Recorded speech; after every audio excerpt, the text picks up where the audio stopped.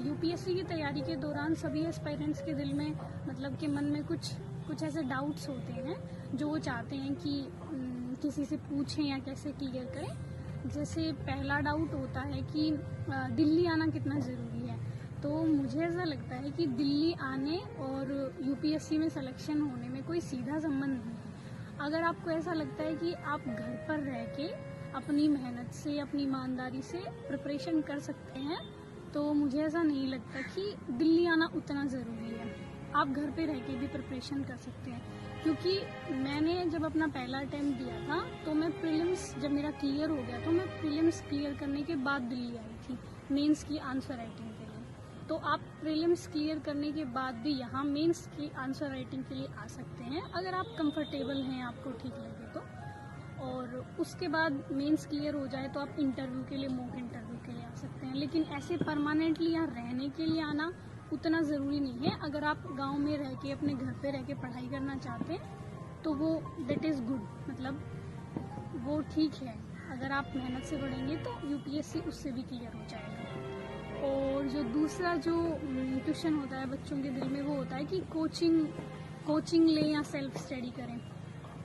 तो इसके बारे में मेरी सीधी सी राय ये है कि चूँकि मैंने कोचिंग नहीं ली थी तो मुझे कोचिंग के बारे में उतना सीधा नहीं पता है कि कोचिंग कितना % आपकी हेल्प कर पाएगी। लेकिन मुझे ऐसा लगता है कि अगर आप ईमानदारी से घर पे रह के भी विदाउट कोचिंग सेल्फ स्टडी करना चाहते हैं तो मुझे लगता है यूपीएससी की प्रिपरेशन आप कर सकते हैं।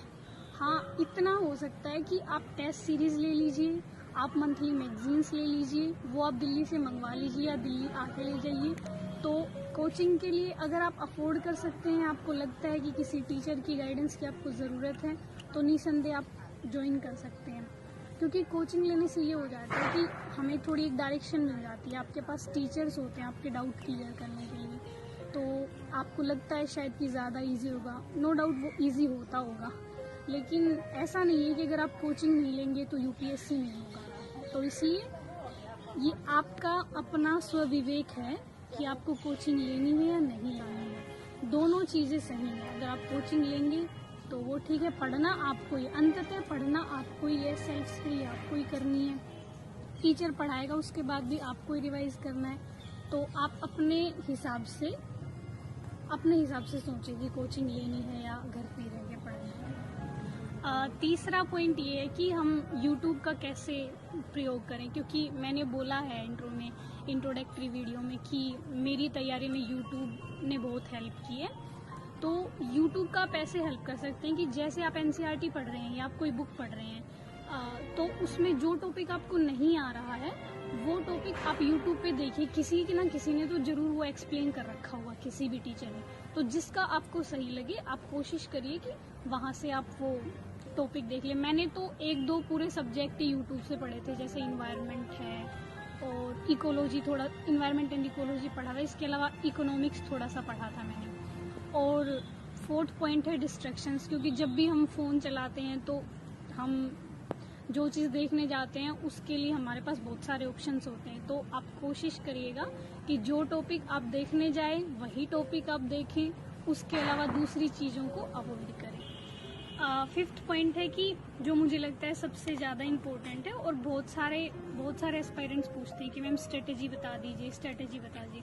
तो देखिए, इसके बारे में मैं जो सीधी स्ट्रेट फॉरवर्ड बात बोलूँगी कि जितने भी टॉपर्स आपको स्ट्रेटेजी बताएंगे वो उनकी स्ट्रेटेजी है, वो स्ट्रेटेजी आपकी नहीं हो सकती है। तो आप कोशिश करिए कि जिस टॉपर को आपको फॉलो करना है आप एक बार देख लीजिए, उनकी बुक लिस्ट क्या है, वो क्या क्या बता रहे हैं, आप एक बार उनको देख लीजिए। उसके बाद आपको डिसाइड करना पड़ेगा अंततः कि मुझे किस सब्जेक्ट को ज़्यादा पढ़ना है, किस सब्जेक्ट को कम पढ़ना है, कैसे अपनी स्ट्रेटेजी बनानी है। क्योंकि मैंने देखा है कुछ बच्चे पूछते हैं कि मैम चार सब्जेक्ट बता दीजिए जो हम अच्छे से पढ़ लें और हमारा सिलेक्शन हो जाए। तो ऐसा नहीं होगा। अब हो सकता है जो सब्जेक्ट आपको अच्छे से आता हो वो मुझे नहीं आता हो, और जो सब्जेक्ट मुझे अच्छे से आता हो वो आपको नहीं आता हो। तो आप टाइम उस हिसाब से डिवाइड करेंगे। जो सब्जेक्ट मेन है वो सारे आपको अच्छे से कवर करने हैं। उसके बाद जो छोटे माइनर टॉपिक्स होते हैं उनको कोशिश करिए आप अपनी कन्वीनियंस के हिसाब से देखें कि इस टॉपिक पे मेरी पकड़ है तो मैं इसको थोड़ा कम टाइम दूँ, इस टॉपिक को मुझे ज़्यादा रिवाइज करना है, ज़्यादा टाइम देना है। तो आप अपनी स्ट्रेटेजी अपने हिसाब से बनाइए कि आपका बैकग्राउंड क्या है, आपकी स्ट्रेंथ क्या है, आपकी वीकनेस क्या है। हाँ, आप देख लीजिए एक बार जो टॉपर आपको ठीक लगे या आपको जहाँ से भी जिस टीचर से सही गाइडेंस मिल पाए आप एक बार उनसे पूछिए। उसके बाद आप कोशिश करिए कि आप अपनी स्ट्रेटेजी बनाएं खुद से कि मुझे इस टाइम में मुझे इतना पढ़ना है और इस टॉपिक को मुझे इतना टाइम देना है। और इसके अलावा जो मुझे एक और पॉइंट लगता है एस्पायरेंट्स का, वो बेसिकली न्यूज़पेपर्स और एनसीईआरटी से रिलेटेड होता है कि कैसे पढ़ें या ना पढ़ें। तो मैं सोच रही थी कि इस पर हम एक अलग से वीडियो बना देंगे एनसीईआरटी और न्यूज़पेपर के बारे में, जिसमें मैं थोड़ा विस्तार से बता दूंगी। तो लेकिन फिर भी इसमें मैं इतना बता सकती हूँ कि न्यूज़पेपर पढ़ना है, न्यूज़पेपर तो आपको मस्ट है, वो आपको पढ़ना ही है।